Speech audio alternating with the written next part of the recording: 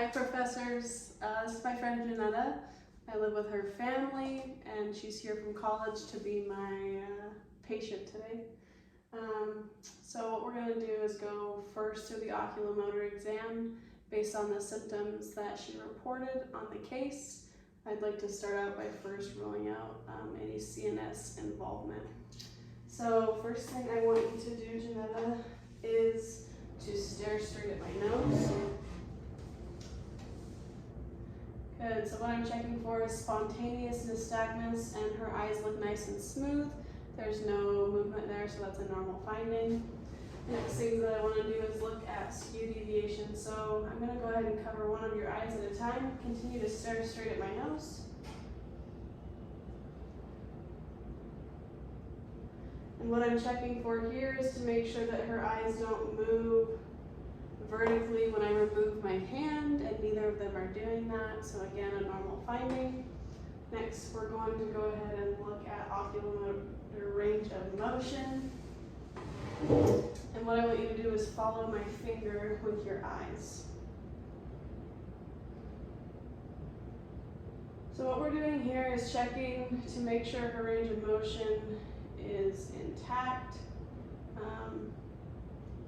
Checking the 3 cranial nerves that are responsible for movement of the eyes, checking for excursion, and checking what both eyes are doing the entire time. And then we're also going to check smooth pursuit while we're at it. A little bit smaller range of motion, going about 30 degrees each way.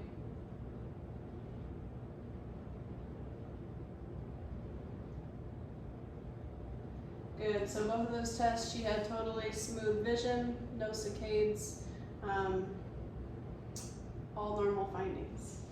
Next thing that we're going to do is look for gaze-evoked nystagmus. So what I want you to do is stare at my hand for 5, 4, 3, 2, 1, good.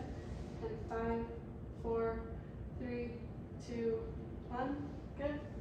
5, 4, 3, 2, 1, 5, 4, 3, 2, 1. Good. So staying in each spot for 5 seconds. None of those exaggerated holds cause nystagmus. So again, normal findings. Thus far, no signs of central nervous system involvement.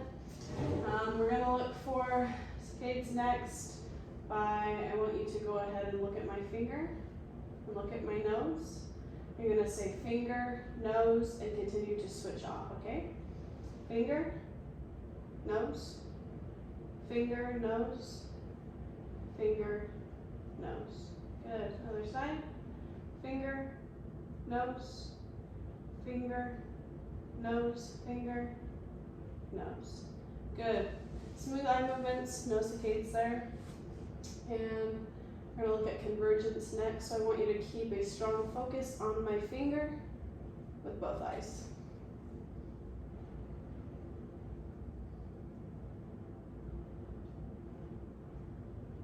And did you see any double vision during that? No.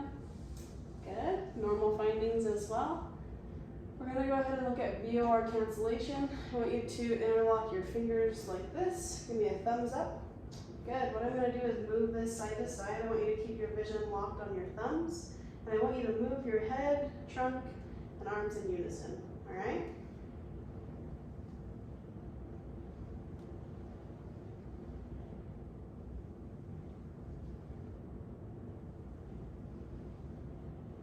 Good. So no abnormal findings there. Completely smooth visual field as she's going. We're going to look at VOR next. What I want to do is bring her into 30 degrees of neck flexion. Continue to stare at my nose this entire time, okay?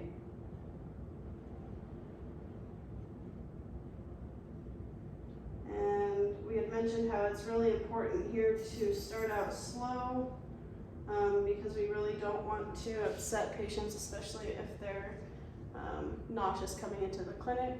Normal findings there, able to keep her gaze on my nose the entire time.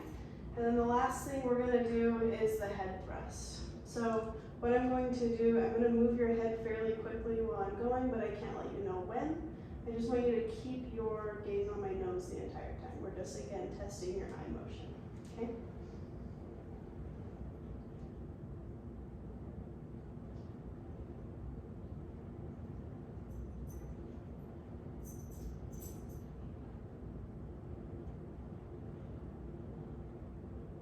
Good, so able to keep her gaze on no matter if it was going left or right or back to midline on either side.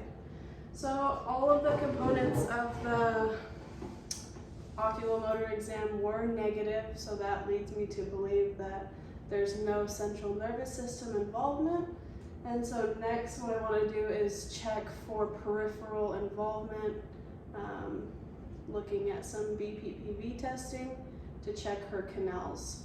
So the posterior canal is the most often affected. So we're going to go ahead and check both the posterior and the anterior with the Dix-Hall pipe test. So go ahead and face that way for me with your legs out. Good, so for this one we're going to go ahead and turn the head to the left. So patient says her symptoms are worse when she turns to the right. So we're going to start our test on the left side. We're going to go ahead and rotate 45, extend 20 degrees, and we're going to lay back quickly. Okay, I have your head. In 3, 2, 1, go. Good, so in this position, her eyes are wide open. I'm looking for nystagmus. And do you have any double vision, nausea, or feeling that you're spinning? No. Good. All right. So go ahead and sit up. We'll hold that position for 30 seconds to a minute. If she were to have nystagmus there, we would go ahead and wait for that to subside before we moved on. And for the rest of the test, if you have any double vision, nausea, dizziness, feelings of spinning, I want you to let me know. Okay. The same thing, we're going to go ahead and turn the head 45 degrees to the right, extend 20, and we're going to lay back quickly in 3, 2, 1, go. Good. So again, we're looking for nystagmus. I do not see any. Do you have any symptoms that we were talking about? No. No symptoms. Good, sit up. So we'll go ahead and hold that again 30 seconds to a minute, or wait for it to subside if she were to have nystagmus. So since those two tests were negative, when we have the head turned to the left, we're checking for left-sided posterior canal or right-sided anterior canal, and then vice versa. When head is turned to the right, we were looking at right-sided posterior and left-sided anterior. Because those tests were both negative, I'm going to go ahead and say it's safe to say that we can clear the anterior and posterior canals. And next we're going to look at the horizontal canal. So if you want to go ahead and scoot forward just a bit. Good, and then lay back for me. Good, so with this one, there you go. For the roll test, I gotcha. There you go. There you go. What we're going to do is go ahead and rotate her quickly to either side, checking for nystagmus on both sides. Alright, so just go ahead and relax. Are you having any symptoms? No. No double vision, dizziness, nausea? No. Good, so also not seeing any nystagmus on this side. We would hold it for 30 seconds to a minute. I'm so sorry, the dog is growling. And then we're going to go ahead and check the right side as well. Good, so I am noticing nystagmus, downbeating geotropic,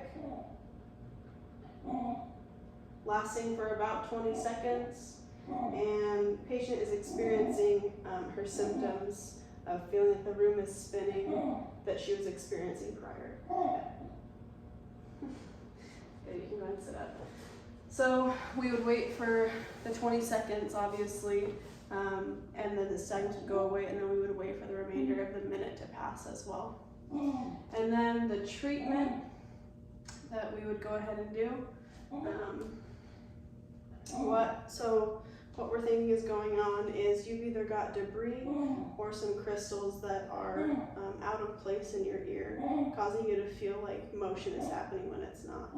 So what we want to do is go ahead and give you some quick head motions that'll help you with, that will hopefully help those to get back where they belong and to subside your symptoms of nausea and feeling like the room is spinning.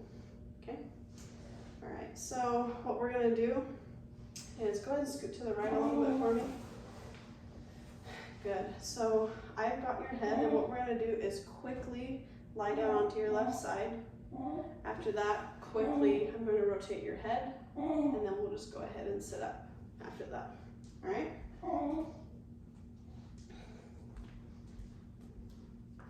All right, so I've got your head. We're just quickly gonna go down onto your left side in 3, 2, 1, go.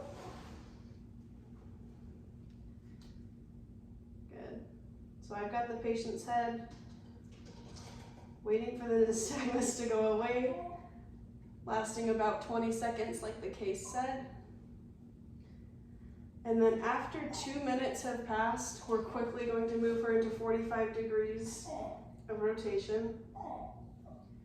Again, waiting for the 20 seconds of nystagmus, and then waiting a remainder of 2 minutes. And then we're quickly going to sit the patient up. Good. And so after the treatment, we're going to go ahead and have the patient stay here for at least 10 minutes, making sure to stay in that vertical head position. So sorry about the dog. Making sure to stay in the vertical head position and not letting patient leave for at least 10 minutes. Because what we just did is hopefully put things back where they belong. We want to make sure that they stay there and nothing gets in there to irritate the structures we were just manipulating.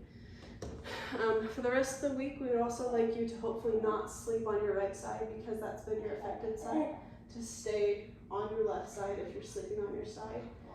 If you're sleeping on your back, we would recommend using a couple of pillows to keep your head a little bit elevated.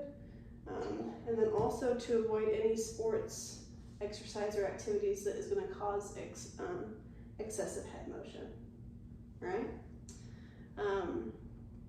And then just a little bit more about the diagnosis. Again, we cleared the anterior and posterior canals. We believed it was the horizontal canal that needed treating. Because it was a downbeating, fatiguing, geotropic nystagmus, we would believe it to be cannulolysis instead of cupulo. And so this test that we just did was the treatment for that.